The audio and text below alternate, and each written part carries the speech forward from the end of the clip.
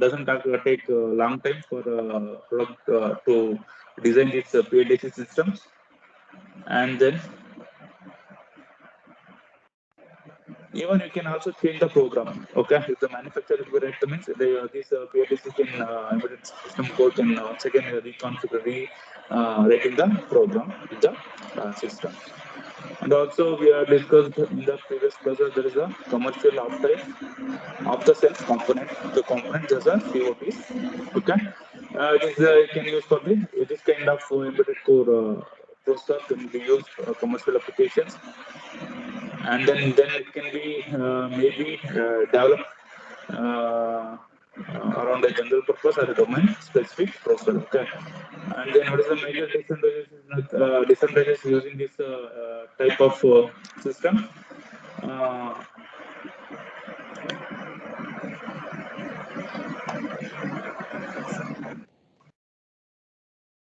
Here we can't rewrite the program, and also what happened? The technology will be expansion will be going on, means there will be the means we can't this kind of system cannot manage that one. That's one of the drawback for these facilities. And then some of the, and after that we are discussing about some of the memory.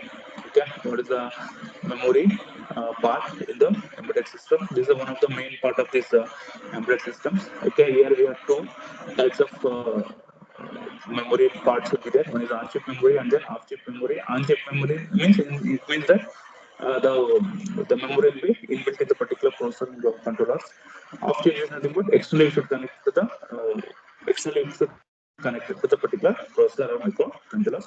And then we have different types of ROM storage with it. Okay, it is a non-volatile storage. Okay, you can see flash, RAM, NVRAM, DRAM, mask RAM, EP RAM, and EPP RAM. Okay, these are the things we are discussing in the previous class. After that, we are on to the next important memory storage devices. That is a flash memory devices.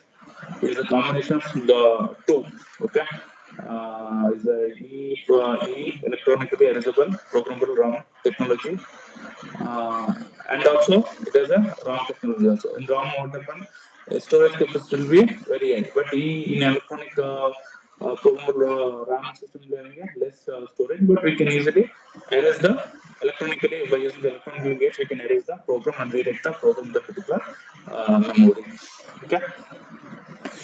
Okay, this also we are discussed in the previous class. Now we are moving to the non-volatile RAM. This is the NV non-volatile. Okay, it is also a random access memory with a battery backup, and it contains static RAM based memory and a minute battery for providing the supply to the memory in the absence of external power supplies. Okay, here there is a battery backup will be there. Okay, if suppose there is no external power is not external power supply is not there. Suppose it means that uh,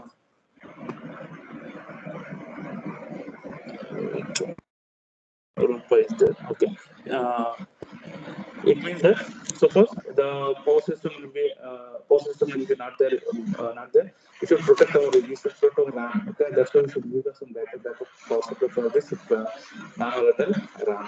Okay, and this memory and battery are packed together inside a single pack. Okay, in the inside single pack in a pack, there's a battery backup for the this NVRAM as well as a memory also will be there together will be there in a single pack. And what is the lifetime for this non-volatile RAM? Nearly around 10 years. Okay, example is given DS1644 from Maximum, and the dogs in an example for 32 kilobytes non-volatile master. Okay, these are the different these are different types of the non-volatile mask. Okay, and then random access memory. There's a RAM when on otherwise read write memory or random access memory. Okay, see RAM is the data memory, working memory of the controller or processor. Okay, by using this RAM, the controller or processor can read the content of the uh, RAM. Okay, you can read or you can write also. Okay, the controller processor can read from it and write to it. Okay, that is the one options is given in this random access memory.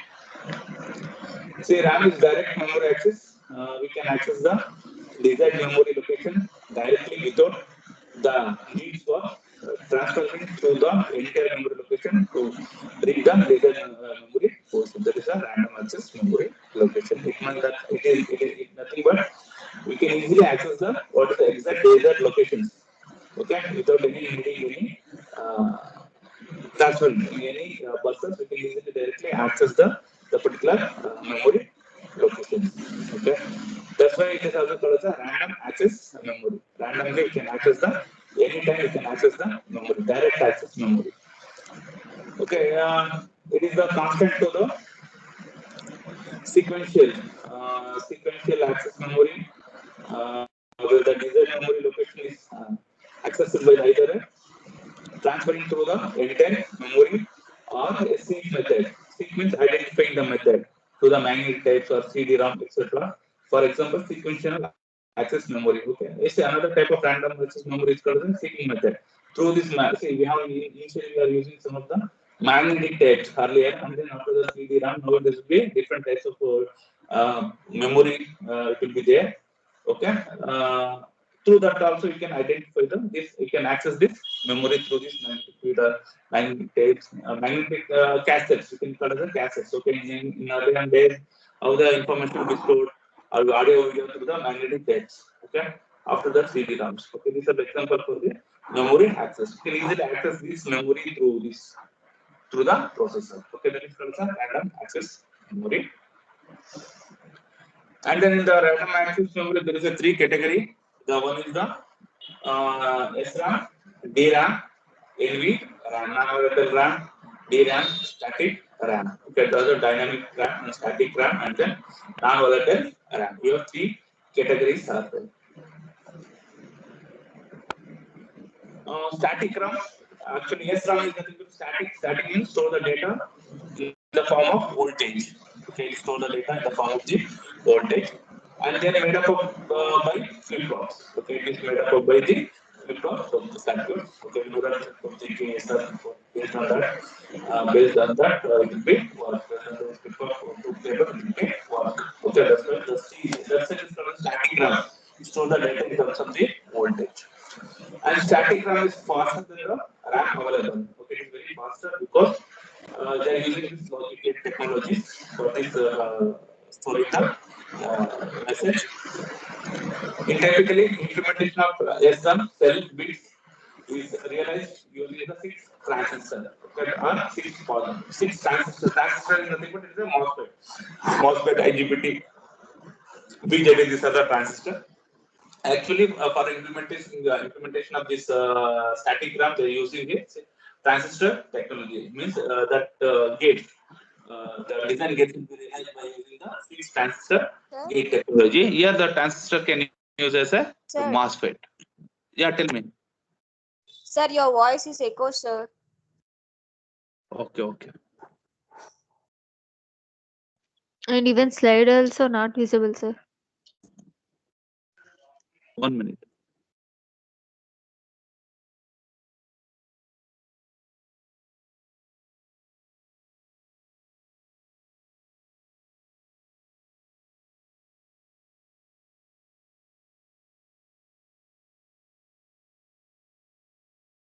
Now it is visible. The slides are visible. Yes, sir. Yes, Now why? sir. It's clear, sir. It's clear. Okay. Then see, that is the implementation of the static RAM that we realized the matrix using the 6 transistor. Okay, 6 transistor MOSFET they can use for this implementation. Okay, MOSFET also will be a transistor, and 4 of the transistor are used building the latch flip-flops, part of the memory cells, and 2 for controlling the access. Out of 6, the 4 can use to building the flip-flop latches, and another 2 for controlling the axis. Memory cells, 2 are the controlling the axis. This is a cell implementation. There's a static RAM cell implementation. See, we have 4. The 4 can use for this 1, 2, 3, 4. 1, 2, 3, 4. These 4 can use for the implementation of the flip-flops, and another 2 can use for the controlling the cells, controlling the access. Okay, these 2. Okay, there's a okay. See, you can see, observe here. There is a logic gates up there. Okay, means what is a flip-flop?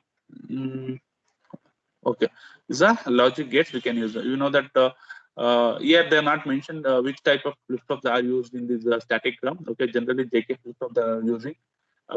Based on this routing technologies, flip-flop technology, they can store the information. Okay, and then 3 is Q5 and Q6. These 2 are the controlling access. We can easily controlling the access. It means that we can easily write and read the things from this memory. And also the implementation in its simpler form can be visualized to cross-coupled inverter with read write control through the transistor. The 4 transistors in the middle from the cross-coupled inverters. Okay. See, the last 2 is there now. Initially, I told now this Q, the bit Q5 and Q6. Now you can use for the read and write through this transistor. There's a Q5 and Q6 transistor. Another 4. Okay, another 4 transistor in middle from the cross-coupled inverter. Okay, is a working as a cross-coupled inverter. Cross-coupled inverter. See, this Q1 and Q2 is a one cross inverter, and Q3 and Q4 is another kind of inverter. And this can also visualize showing in the figure B. You can see this is like this cross converter inverter. See, this is right hand. See, what is the 2 cross? There's a Q1 and Q3 is the one type of inverter, and then Q3 and Q4 will be another type of the inverter. See, both are inverting. The above figure will be simplified. We'll get this kind of implementation of the static cell. We can see, observe, this is the right control. The what you are seeing here telling the Q5 and Q6. Q5 is the right transistor, and Q6 is a read transistor. This is a read control or write control. Data can write here, data can read. The middle 4 is the access the cross-coupled inverters for writing and reading the things in the system. See, the access to the memory cells in a store in the access to the memory cell is controlled. 1 minute.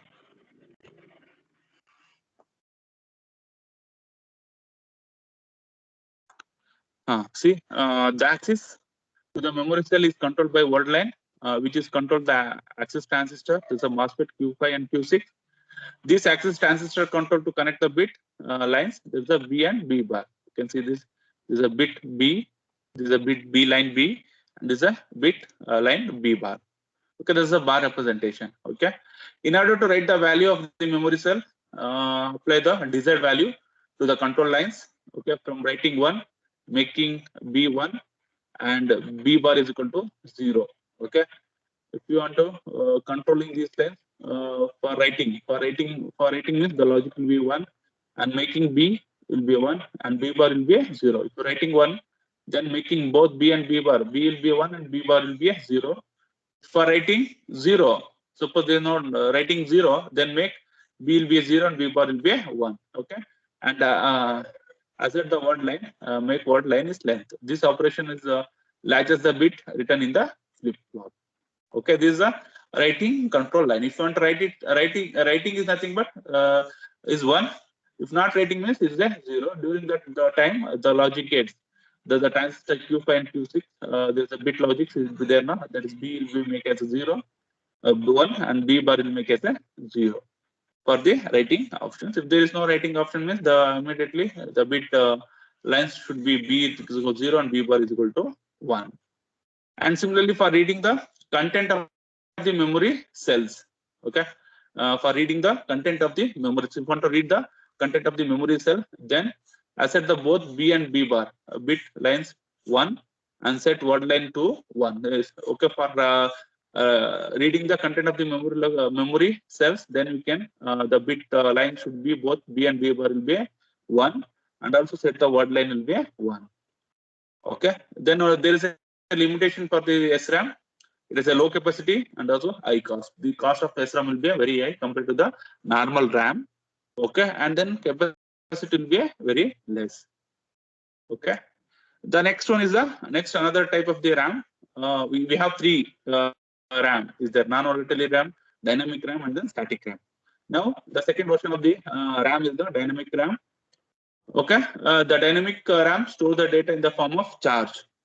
In the previous static RAM, data will be stored in the form of voltage. But here, in the form of charge. Charge is nothing but current. Okay, there's a charge. Then they are made up of MOS thyristor gates. Okay, this also can used. This can also made up of implemented by the MOSFET transistor gates only. And what is the advantages here? The high density. Densities will be more. Space will be more compared to the static RAM. And disadvantages, since the information is stored at charge, it gets leaked half its time, and to prevent this, they need to be refreshed periodically. That's one of the disadvantages. It is in the form of charge. That's why what happened, it is leaked off in within a time. That's why you should prevent. If you need the refresh periodically, you do the refresh for increasing the to prevent your information in the store data in the DRAM. And then there is a special circuits called DRAM. Controlled are used for the refreshing the operation. And then the refresh operation is done periodically in millisecond intervals. Okay, it is periodically, it will be refreshed. Okay, in terms of millisecond of interval. That's the difference between the SRAM and then DRAM. Okay, here both are using the MOSFET technologies. The implementing the both the RAM cells should be based on the MOSFET triggering MOSFET transistor gates only. But here there's some differences will be there. Advantages will be there compared to the previous.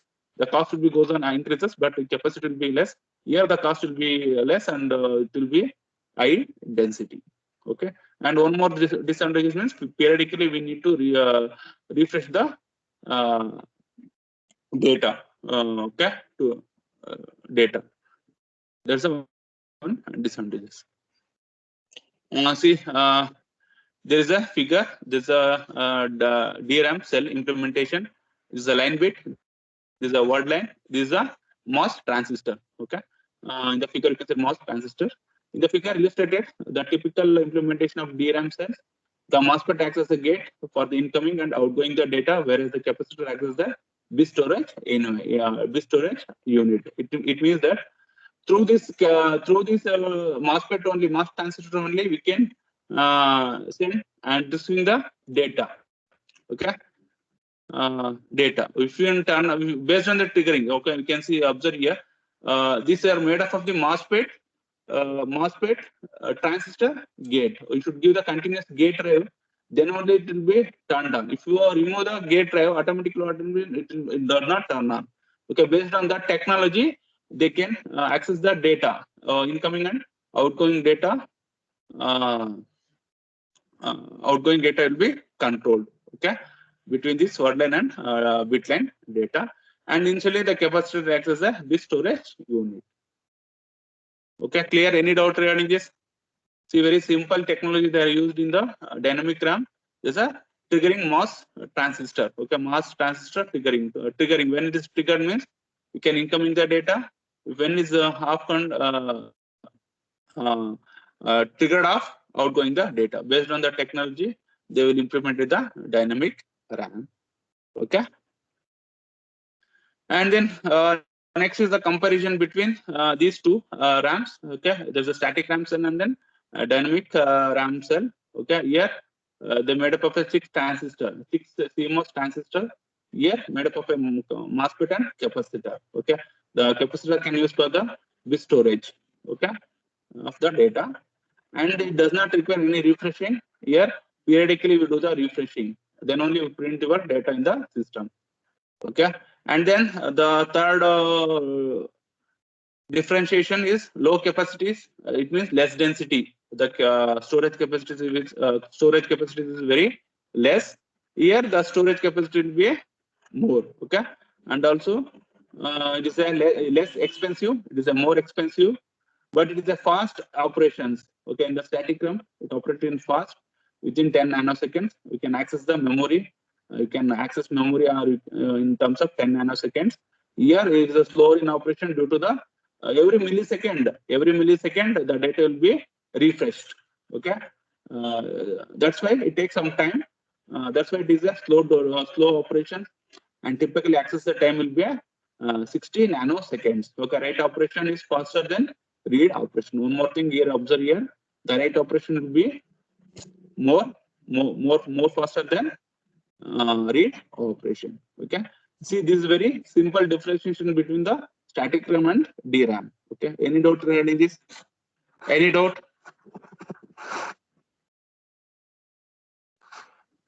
Hello, dear students, it is audible now. Any doubt regarding this? Say yes or no. No, sir. Okay, this is a very simple differentiation between the static RAM and the dynamic RAM.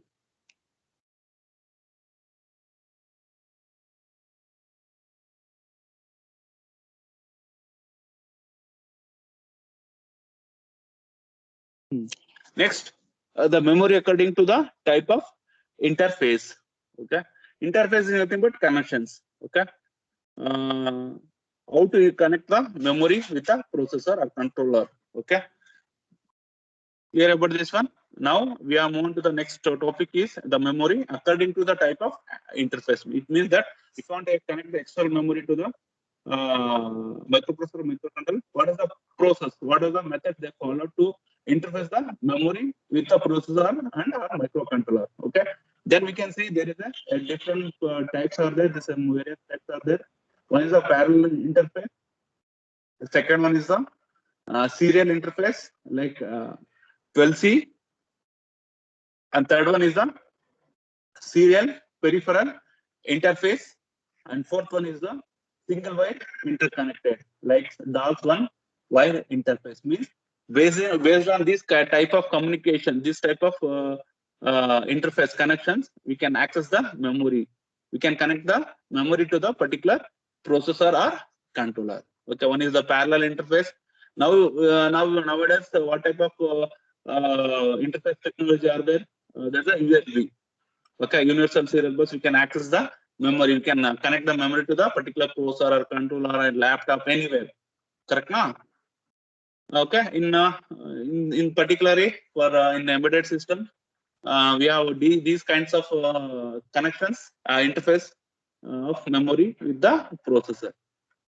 One is the parallel interface, and second one is the serial interface like 12C, and then third one is the serial peripheral interface, and fourth one is the single wire interconnections. That's the DOS1 wire interface. The first one is a serial interface. Actually, it is a common used for data storage memory like EEPROM. This is the electronic erasable programmable read-only memory. That's a EEPROM. This is a common type for used for the data storage memory, and the memory density of serial memory is usually expressed in terms of the kilobytes, and whereas that parallel interface memory is expressed in terms of the kilobytes. Similarly, for serial and parallel, okay, both are commonly used for the storing the data memory. Used to store the data memory, like the example will be EEPROM. Okay, actually it is using these two memories, serial memory or the parallel interface memory, that will be expressed in terms of some few kilobytes. Okay, and then DATML is one type of the advanced microcontrollers. They are an example for the serial memory with capacity of 512 kilobytes and two-wire interfaces. Okay.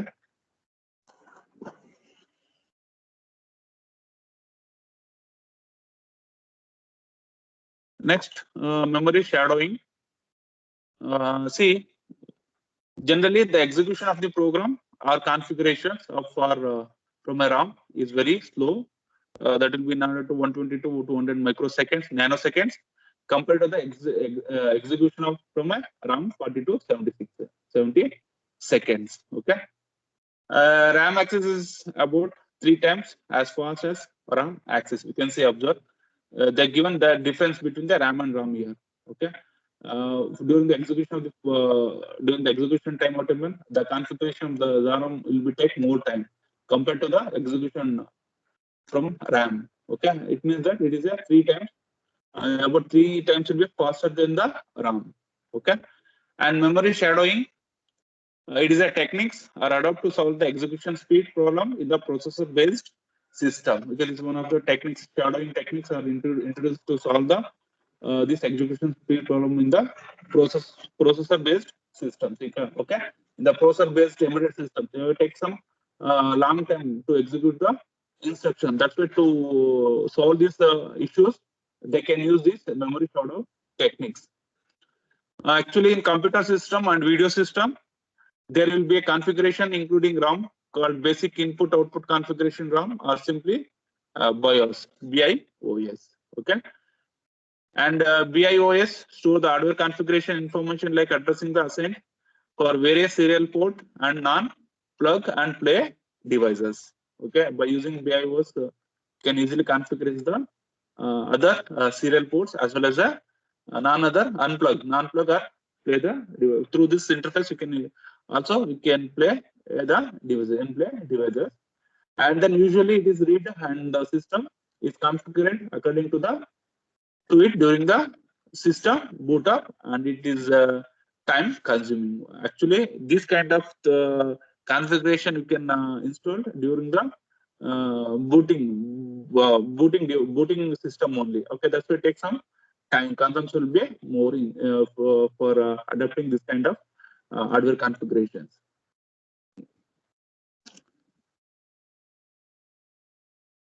Then this in memory shadowing, the RAM is included behind the logical layers of the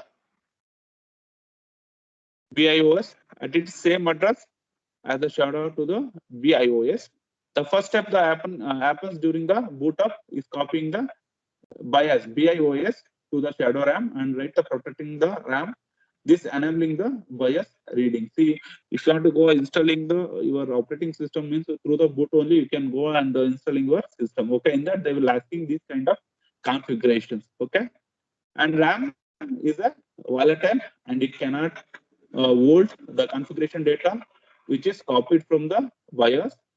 When the power supply is switched off, only the RAM can hold it permanently. But for the higher performance, it should be accessed for a RAM instead of accessing from a RAM. Okay, if you want to for higher performance, it should be this memory shading should be is accessed from RAM instead of accessing the RAM. And next is the selection. Okay, what type of memory will be selected for the embedded system? Okay, see, in the what we are discussing means we have different type of RAM technologies are there.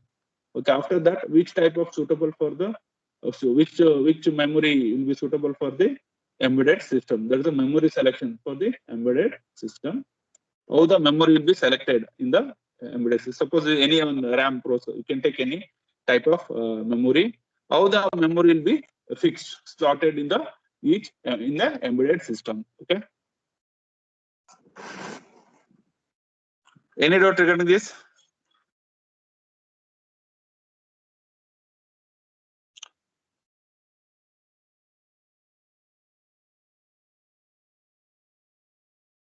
Any doubt? No, sir. Okay. Now we are moving to the selection of memory for the embedded system. See, we have in the embedded system we require program memory always a data memory. Okay. The program memory for holding the control algorithm or embedded OS and the applications designed to run on top of it. Okay, that is for that storing this control algorithm. Okay, or some small OS. Okay, suppose in particular specific task they require some operating system is that also will be installed in the embedded system. Okay, that's why this program memory can hold. Hold means holding means storing the control algorithm as well as a small kernel operating system. Based on that, what purpose they are using for some designing some of the application to run up. Okay, that's why it will be stored in the program memory, and data memory for holding the variables and temporary data during the task execution. Okay, it holding the other parameters. Variable means other parameter data can hold it to store the or to hold in the data memory, and temporary temporary data doing the task execution.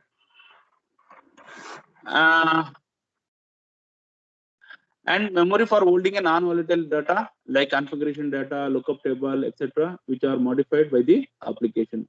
And also the memory can hold the non-volatile data. Okay, like example is the configurations. Okay, for anyone designing, there is some configurations data will be there, or some lookup table. Okay, that the task will be executed based on the lookup tables.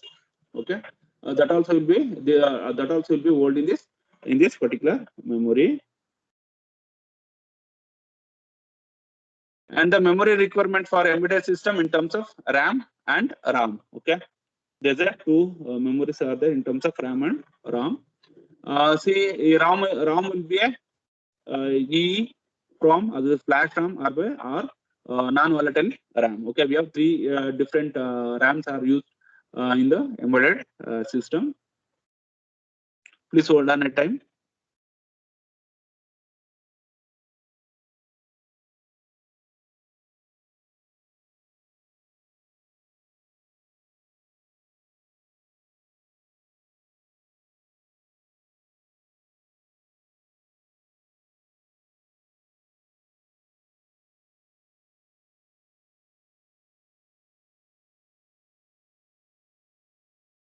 Okay.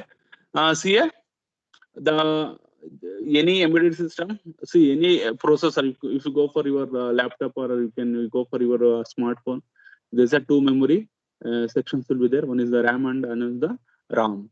Okay, RAM is a storage. RAM also will be a storage memory, but it has a different any type based on your application. They can choose this RAM. Okay, some processor they can choose for NVRAM, some processor will be chosen the flash, and some will be chooses for the EEPROM. Okay, this electronic erasable programmable RAM will be compared to the flash capacity, and then speed will be very high compared to the EEPROM. Okay, it is a solely otherwise sole independent on type of the embedded system and the application for which it is be designed. Okay, the selection of this memory will be totally independent because of based on your specification, based on your application, they should select the proper RAM and proper ROM requirement. Okay, see in earlier is what happened in our desktop systems, the RAM will be some 512 MB is there. Now you can see in your in the mobile only, it may be a 6 GB, 8 GB RAM will be there. Okay, based on their application, they can choose the processor control can choose this RAM and RAM memory. And lot of factors need to be considered when selecting the type and size of the memory for the embedded. Okay, you should consider some factor. Okay, based on your application, and select the proper size and type of the RAM in the embedded system. Okay, Arthak, yeah, yes or no? See, it's also very Yes. important. Okay. See, ಈಗೇನಪ್ಪ ಅಂದ್ರೆ ಈಗ ನಾವು ಒಂದು simple light turn off ಮಾಡೋದಕ್ಕೆ ನಾವೇನಾರ 5 GB RAM ತಗೊಳ್ತೀವ? ಇಲ್ಲ. Okay, based on a particular specific application, we can choose the exact size of the memory. Okay.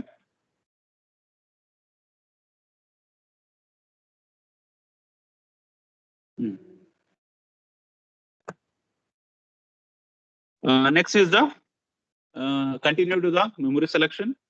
For example, the embedded system design using a SoC, okay, system on chip, or a microcontrollers with a on chip RAM, okay, and ROM.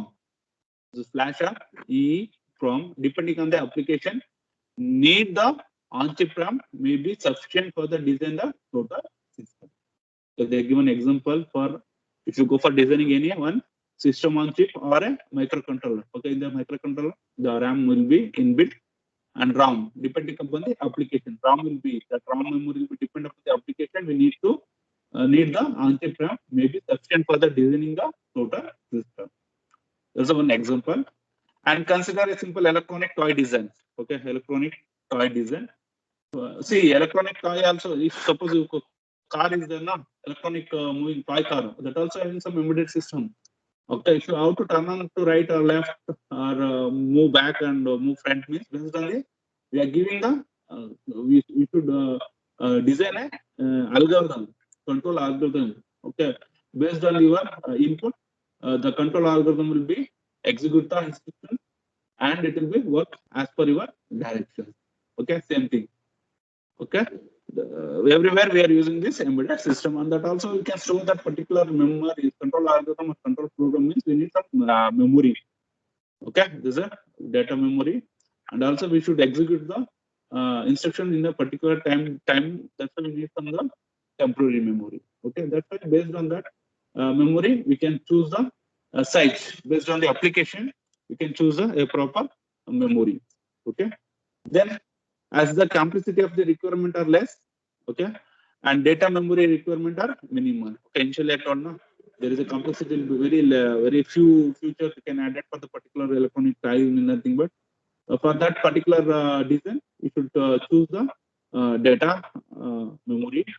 Okay, you suppose the complexity will be less is nothing but automatically the data memory requirement is very minimal, and we can think of a microcontroller with a few bytes of internal RAM, a few bytes of or kilobytes of the flash memory. Okay, you can see in the microcontroller also it contain inbuilt or it may be on chip. It is called the inbuilt is not on chip. It has a some few internal RAM also will be there and few kilobytes flash memory and also few bytes of EEPROM if required for designing the system. Hence, there is no need for external RAM to at all. Okay, we no need for external RAM for that one. Okay, for microcontrollers controlling the thing. Okay, you can controlling the devices in output devices through the input. Okay, that's why we need some of the some few bits of RAM. Okay, or some few bytes of the flash or EEPROM is required for the design system. So that's why no need for connecting the external RAM or external memory to particular to the microcontrollers. And similarly, there's a PIC microcontroller. See, PIC also peripheral interface circuits. There's a PIC microcontroller. This is also microcontrollers. Okay, but because in earlier there is an 8051 microcontroller. After PIC will be there. After that, Atmel is there. Now is the operating system processor will be there. Small.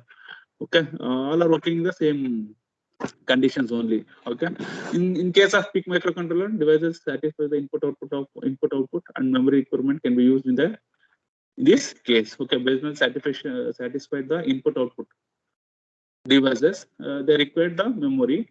Based on the requirement, you can choose the memory.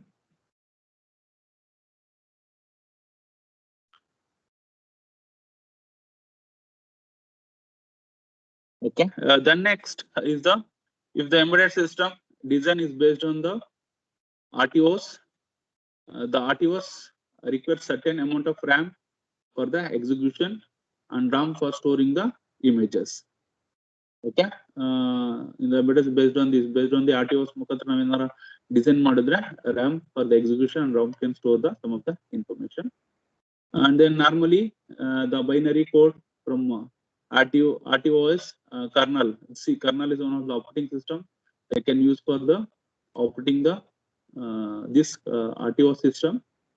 It containing all the services is stored in a non-volatile memory like the flash as either compressed or compressed data. Compressed or non-compressed data we can store in the flash memory. That is called as non-volatile memory. During the boot of the devices, these files, the RTOS files are copied from the program storage memory and that will be decompressed, required, and then loaded to the RAM for the execution. Okay, initiated boot up means initializing the devices. These RTOs, you suppose this embedded system will be based on this RTOs. These files will be copied from the RAM and means RAM and nothing but there is a program storage memory that will be decompressed if required and then loaded to the RAM for the execution. Okay. Similarly, there is a smartphone devices which Windows mobile operating system is a typical example for the embedded devices with an operating system. Okay. See Windows. See now in our we are using some smartphone.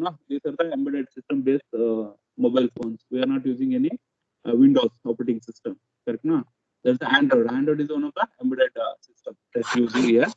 Okay, operating system mobiles also will be there. Earlier Nokia, they will release the product. Some Windows operating system based mobile phones are released, but that kind of phone is not effective because some of the application is not uh, interfaced in the particular uh, OS. Okay, that's why that type of mobile phones is not giving a good performance, and also it is not reliable. That's why everyone move to the Android mobile phones. It can easily access to any type of the data and any types of the application also. Okay, and also we see Apple phones are there that I think they have separate operating systems. Okay, see some of the some people want to get more production, then they go for this Apple operating system. Okay, the Apple operating system, they will give the assurance for your protection of your data. Okay, but in Android, because in Android what happen, we are using the third-party device applications. Okay, suppose if you go for any download any one application, if you have that application you want to install in your mobile phone, they will ask the access to accessing this something data, accessing they want they're accessing the allowing the access are allowing the some context like that they will ask. It means that through the third party there's no security, there is no security pattern in the particular applications. Okay, that's what happen. Once you're getting allowing all the option, allowing that particular application, then it will be installed and it will be can easily access that one. Okay, but in the operating system in the Apple iPhones, this is very difficult to installing the third party access. They will check the security thoroughly, and also they having own operating applications are there. Through that we can access the third party applications. So there's a advantages. What there's the difference between the Android and Apple OS and as well as the Windows based mobile applications. Okay, these are some example. Okay, then say 64 MB RAM and 128 MB ROM are the minimum requirement for running the Windows mobile devices. And then extra RAM and ROM are needing for running user application. If you want to run the minimum requirement running your Windows, this is the minimum capacity. The memory capacity are required. For RAM will be 64 megabytes and ROM will be at 128 megabytes. Okay, on the base of that, on the base of on this mobile Windows mobile based system, want to running some more application. That's why they go for the extension of the RAM and ROM. Okay, clear? Any doubt regarding this? Any doubt?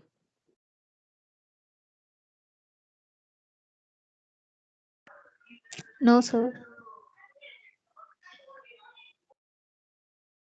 Okay.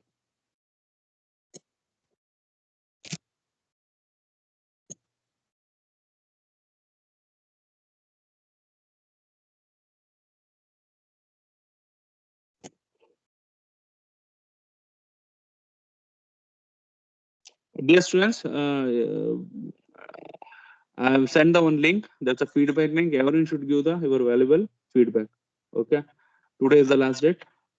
Not today. Another 1 hour is the on or before 1 p.m. We should give the initial feedback. Okay. Everyone are We given, there. sir. Yes, Okay. sir. Those who are not given, please give. That's it. Okay.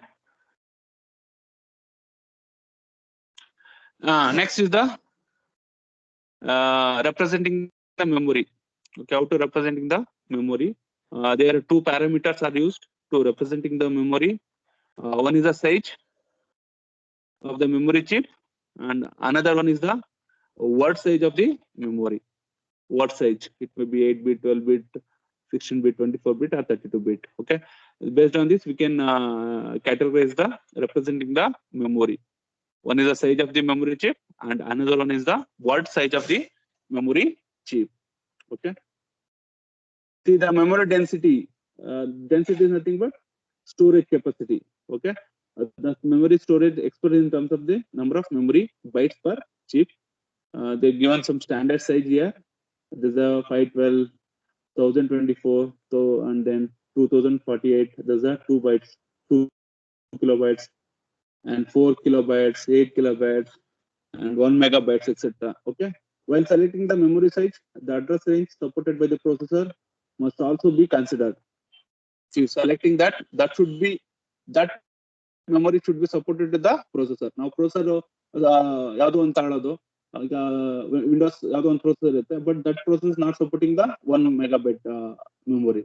ಆ ತರ ತಗೋಬೇಡ್ದು. That should be supported with the particular processor. Okay, while selecting the size of the memory, that range should be that supported by the processor must be considered.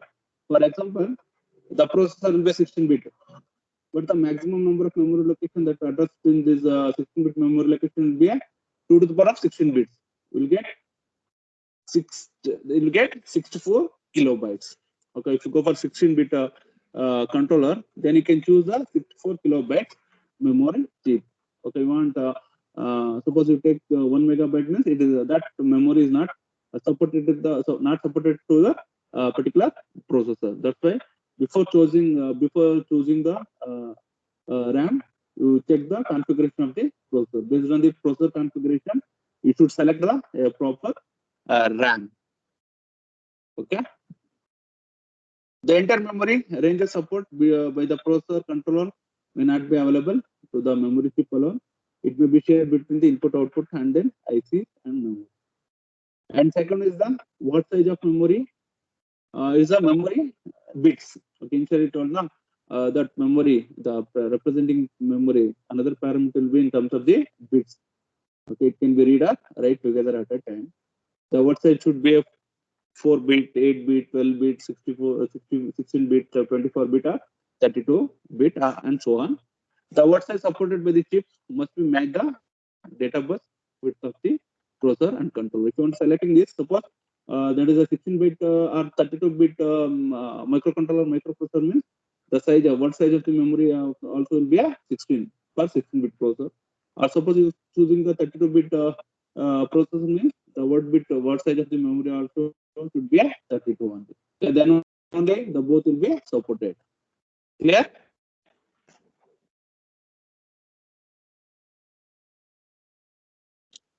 And then flash memory.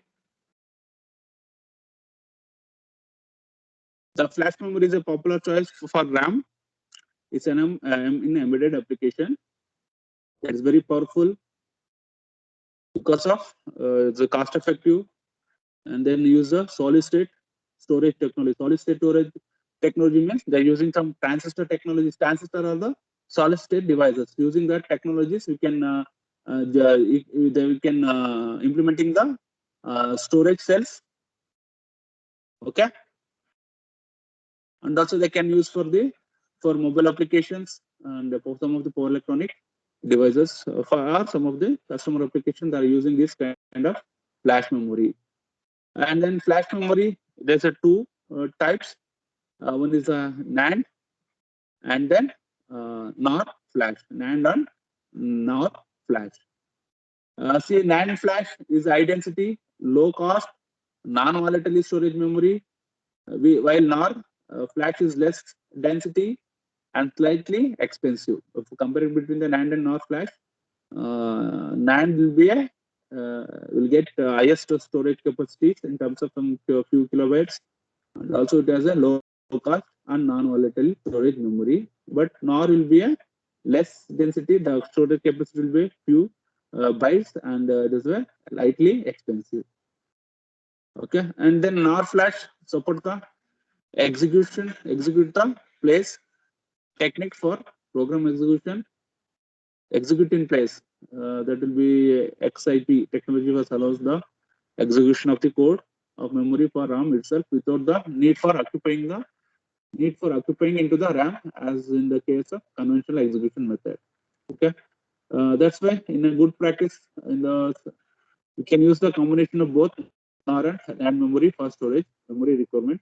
NAND can be used for storing the memory code or data, like the data captured from the devices. And NAND flash does not support this except execute in place. And NAND flash is used to storage program code. And DRAM can be used for copying and executing the program. Or the dynamic RAM can be used for copying and executing the program. But this NAND flash can also use for the storing the program code. But this NAND flash is not supporting the execution in place. Okay. And NAND flash supporting the XIPs, it can be used for memory for bootloader for even the storing the complete program code.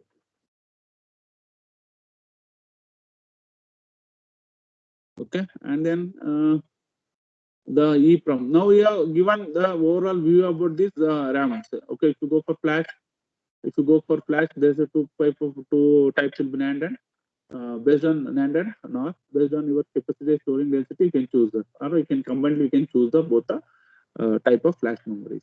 Okay. Then the EEPROM, double EEPROM, data storage memory is available as either a serial interface or a parallel interface chip. If the processor or control of the device supports the serial interface and the amount of data to write and read and from the devices is less, it is better to have the serial EEPROM chip. And then serial we can call it E square PROM, saves the address space of the total system. And the capacity of this EEPROM it will be expressed in terms of some kilobytes from 512 to 4 kilobytes. Okay, this example for serial E square PROM memory representation. And then for embedded system, okay, with low power requirement, like portable devices, choose a low power memory devices. Okay, to go for designing any a simple embedded system based applications. For your particular application, you should choose the memory. Okay, if you choose the proper memory, because of that, based on your memory access, the power will be consumed. That's why the for embedded system you can use for the low power requirement. Then based on this low power requirement, you choose the low power memory devices. And also certain embedded system may be targeted for operating to extreme environmental conditions like high temperature, high humidity area, etc. Select the industrial grade memory chip in place of commercial grade chip for such a devices. If you go for high complex prototype design, then you go for the industrial based embedded system design. Okay, clear? Okay, dear students, any doubt regarding this memory, you can ask me any question. Okay, today we'll stop here. The next class we will go for the sensor and actuator. Okay, the sensor is nothing but input and the actuator is nothing but output. The sensor is the input devices and actuator is the output devices. Okay, today we'll stop here. Any doubt regarding this, you can ask me any question. And today is the last date to submit your valuable feedback. Everyone should give your valuable feedback. Okay. Still, some of the students are not given. Some of the 5 to 6 students are not given the feedback. Everyone should give the your valuable feedback. Okay. Already yesterday only I sent the link also. Just you open the link and submit your feedback. Okay. The next time what happened through after you can submit the feedback. Okay. This time because of some issues you are not given the feedback in the after. That's why as per the direction of the principal, send a link. Okay, in the link you should give the your feedback. In next time in the mid feedback, everyone should give the feedback through the after one. If any issues means you can immediately contact me. Okay, clear? Any doubt regarding this? No, sir. Okay, today I'll stop here. We'll continue the next class. Okay, thank you all. Thank you, sir. Thank you, sir.